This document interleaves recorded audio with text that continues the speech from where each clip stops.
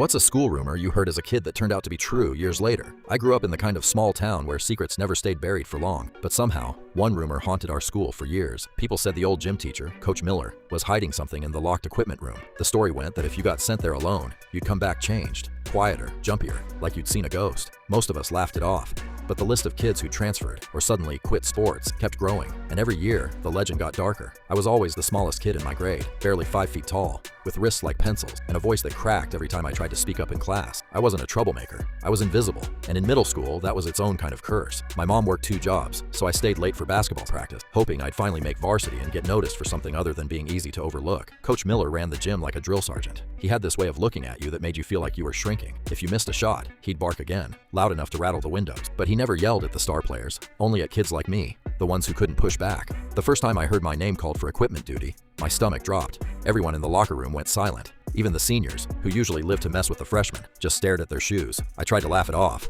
but my hands were shaking so badly I could barely tie my sneakers. Coach handed me the keys with a look that said, "Don't ask questions." The equipment room was at the end of a dark hallway, past the trophy case, full of dust and forgotten victories. The door creaked open, and the smell hit me first. Old sweat, bleach, and something sour, like spoiled milk. The light flickered overhead as I stepped inside. My heart was pounding so hard I thought I might faint. Inside, it was worse than I imagined. Broken bats, deflated balls, and a pile of uniforms no one had worn in years. In the corner was a stack of cardboard boxes, taped shut. Each one was labeled with a year and a name. Some of the names I recognized. They belonged to kids who'd left school without a word, kids whose lockers had been cleaned out overnight. I was supposed to sweep, but curiosity got the better of me. I opened the top box and found a collection of letters, all written in shaky handwriting. Most started the same way. "Dear Mom, I'm sorry." My throat tightened as I read. They were apologies, confessions, desperate pleas to be picked up early or allowed to quit the team. Some talked about extra practices and punishments that never made it onto the schedule. Suddenly, the door slammed behind me. Coach Miller's shadow filled the doorway. "Find what you were looking for?" he asked. His voice was cold as ice. My mind raced. I shoved the letters back and tried to act normal, but he stepped closer, blocking the only exit. "You kids think you're clever, but you don't know what it takes to win,"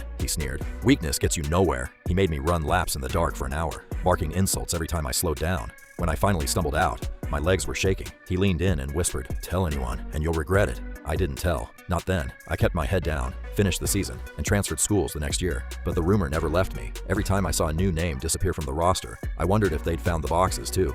Years later, I came back to town for my little brother's graduation. The school was buzzing. Coach Miller had been suspended, pending an investigation. Someone had finally talked, and suddenly, the rumor we'd laughed about as kids wasn't a rumor anymore.